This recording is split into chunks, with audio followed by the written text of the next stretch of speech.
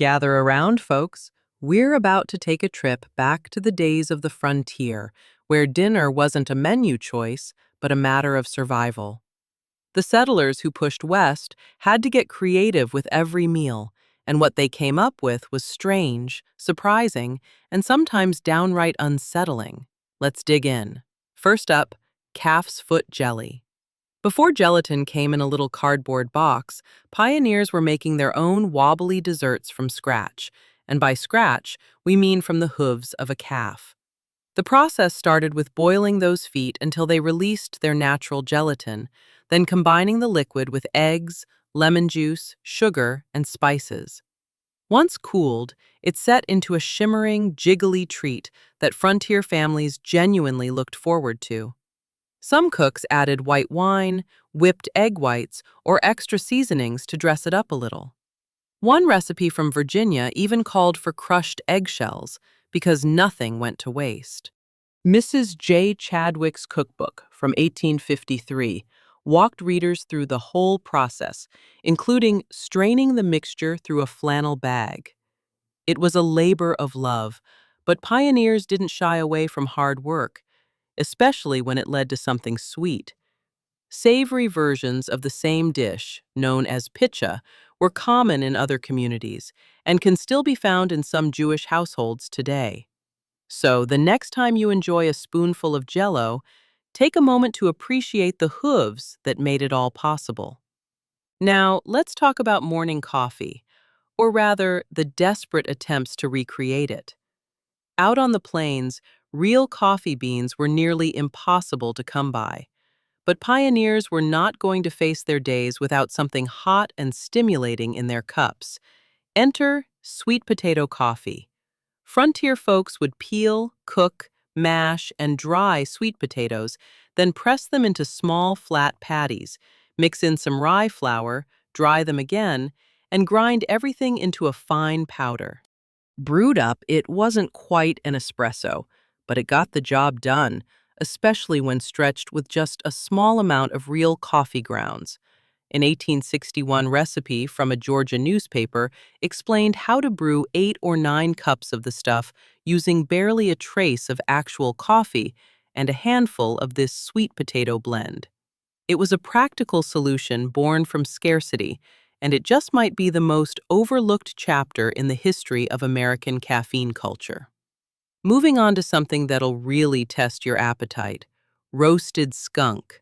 Yes, skunk. On the frontier, you ate what was available, and skunks happened to be available. They also happened to carry a surprising amount of meat.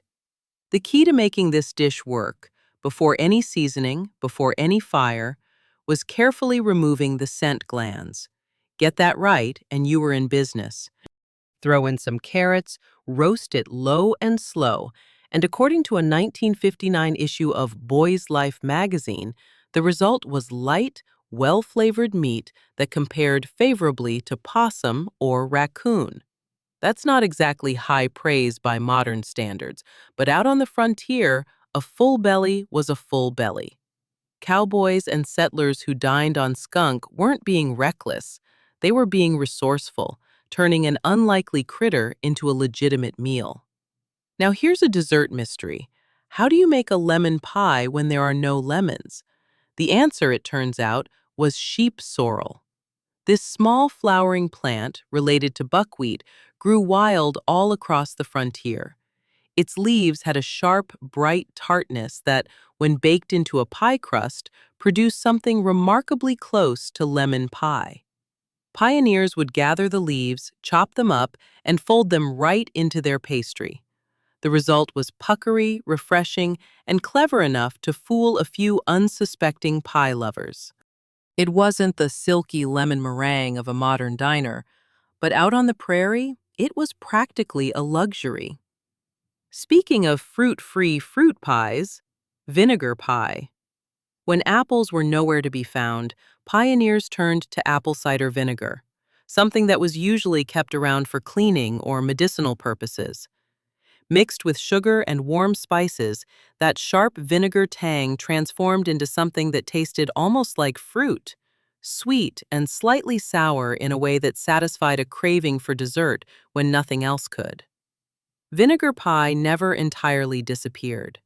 People still make it today, and it's been featured in the kitchens of well-known cooks who appreciate its unusual charm and frontier origins.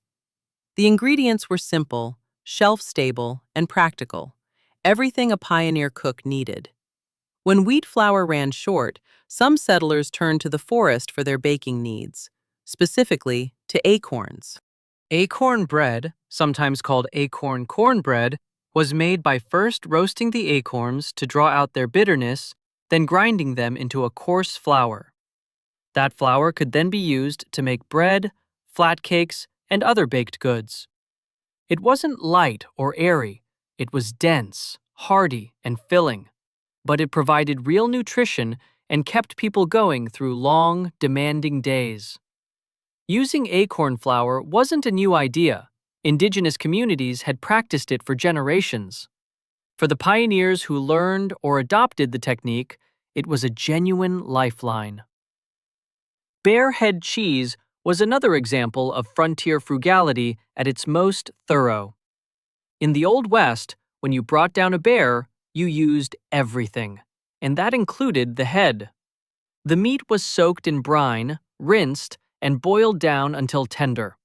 It was then chopped, seasoned, pressed into a pan or mold, and sometimes set with a savory gelatin called aspic. The result was a dense, protein-rich food that could be stored for extended periods, making it ideal for long journeys or lean winter months. Nothing was wasted, and nothing was turned away. Then there were mountain oysters, also called prairie oysters or cowboy caviar, depending on who you were talking to. The name is cheerfully misleading. They are, in fact, bull-calf testicles. Cowboys and ranchers found that when properly prepared, peeled, battered, and deep-fried until golden, these pieces were surprisingly flavorful and satisfying. Mountain oysters became a genuine part of Western food culture and are still served today at rodeos, festivals, and certain bars and restaurants across the West. They're not for everyone, but they represent exactly the kind of eat-everything attitude that defined frontier survival. Beef tea was something between a broth and a health tonic. Thin strips of salted beef were boiled in water, and the resulting liquid was strained and served warm. It was used as nourishment for the weak or the ill, as an appetite stimulant, and as a comforting remedy during sickness. When beef wasn't available, pioneers substituted lamb, chicken, or vegetables to produce something similar. Simple and sustaining, it was more than just a drink. It was care in a cup. Jackrabbits were fast, plentiful, and catchable, which made them a practical food source on the frontier. Their lean meat could be roasted or cooked in a variety of ways. But there was a hidden danger. Eating jackrabbit, or any very lean meat, almost exclusively could lead to a condition called rabbit starvation. Despite the name, it wasn't starvation in the traditional sense. It was a form of protein poisoning that occurred when the body consumed too much protein without sufficient fat or other nutrients. Settlers would feel intense, persistent hunger even while eating regularly. Those who relied on jackrabbit too heavily paid the price. The lesson was that even an abundant food source could become a problem without balance and variety. Squirrels filled a similar role when deer and buffalo weren't available. These small, agile animals were widespread across the West, and hunters developed precise techniques for catching them, sometimes clipping the bark below a squirrel on a branch to knock it loose, then shooting cleanly to preserve as much meat as possible. Squirrel meat offered a welcome break from preserved foods and added fresh protein to the pioneer diet when bigger game was out of reach. Frizzled beef was a trail favorite. Dried meat was cooked in a mixture of milk, butter, and flour, then served over toast. Simple, quick, filling, and portable, with only the milk requiring any real care in transport. Modern versions sometimes include sautéed onions or peas, and the dish evolved into what military cooks would later call by a far less polite name. Frying pan bread went alongside it on many trails. Without ovens, pioneers made do with a skillet over an open fire. A simple mixture of flour, baking powder, salt, and water produced a dense, satisfying flatbread that could be eaten plain or paired with whatever else was on hand. Whole wheat flour made it even heartier, providing the slow-burning energy that long days on the trail demanded. Hardtack deserves its own chapter in frontier history. This hard, flat biscuit, made from little more than flour, water, and salt, had a shelf life that could outlast almost everything else in a settler's wagon. Originally developed for sailors on long sea voyages, it became essential for soldiers and pioneers alike. The trick was preparation. Hardtack straight from storage was nearly inedible, rock solid, and sometimes home to uninvited insects. Soaking it in coffee or water softened it and dealt with the bug problem at the same time. Crumbled into soup or stew, it added bulk. Fried in grease, it picked up some flavor. It wasn't pleasant eating, but it was reliable, and reliability was everything on the Oregon Trail. Salted pork was the other great pillar of the pioneer pantry. Before refrigeration, salt was the most effective weapon against spoilage. Fresh pork was packed in generous amounts of salt, which drew out moisture and made it inhospitable to bacteria. Sometimes it was smoked as well, adding flavor and another layer of preservation. Salted pork could last for months, traveled easily, and provided consistent protein through long journeys. It went into stews, soups, or simply got fried in a pan. It wasn't exciting, and the heavy salt content could take its toll over time, but pioneers supplemented with whatever fresh food they could find: wild game, foraged plants, seasonal vegetables, to balance things out. Dried fruits were another essential. Sliced apples, peaches, or apricots were laid out in the sun or dried slowly in a low oven, concentrating their sweetness and extending their edible life dramatically. For settlers whose diets leaned heavily on salted meat and hard grains, dried fruit provided critical vitamins and minerals. It could be eaten as a trail snack, stirred into morning porridge, or baked into something special on a good day. Many families also brought animals along on their westward journey: cows for milk, chickens for eggs. A cow on the trail sounds like a burden, but it meant access to fresh milk, which could be turned into butter, cheese, and buttermilk. It also meant a taste of home in an otherwise relentless landscape. Chickens provided daily eggs, adding protein and variety to meals, and offering a small but steady source of normalcy in uncertain conditions. Pioneers also foraged.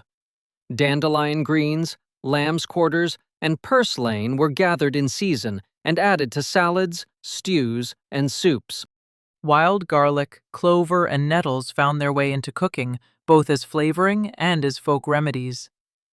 Foraging wasn't just about filling a belly. It was about reading the land, understanding the seasons, and taking only what was needed. That knowledge was passed from one generation to the next, and is now experiencing a revival as chefs and home cooks rediscover the value of wild plants. Perpetual soup, also called perpetual stew, was perhaps the most ingenious food system of the frontier. A large pot of broth was kept simmering continuously, day after day. As the liquid was consumed, more ingredients went in: meat scraps, bones, vegetable trimmings, foraged herbs, anything on hand. Over time, the broth deepened in flavor, absorbing layer after layer of everything added to it. Waste was minimal. Nourishment was constant. A family could eat from the same pot for days or weeks, adjusting it as ingredients came and went. Today, perpetual stew is being revisited by those interested in focus-state, sustainable, zero-waste cooking, a direct echo of what pioneers practiced out of necessity. And finally, canned goods. When canning technology became widely available in the early 1800s, it changed everything. The process, sealing food in airtight containers and heating them to kill bacteria, allowed vegetables, meats, and fish to be preserved for months or even years without refrigeration. Suddenly, a wagon headed west could carry peas, corn, green beans, beef, salmon, and sardines alongside the hardtack and salted pork. Meals became more balanced. Nutritional deficiencies became less severe. Canned goods marked a turning point in how people ate on the frontier, and their influence never really faded. They remain a pantry staple to this day. That's the story of what it took to eat in the Old West. Not glamorous, not always appetizing, but endlessly inventive. A testament to people who refused to go hungry no matter what the land threw at them.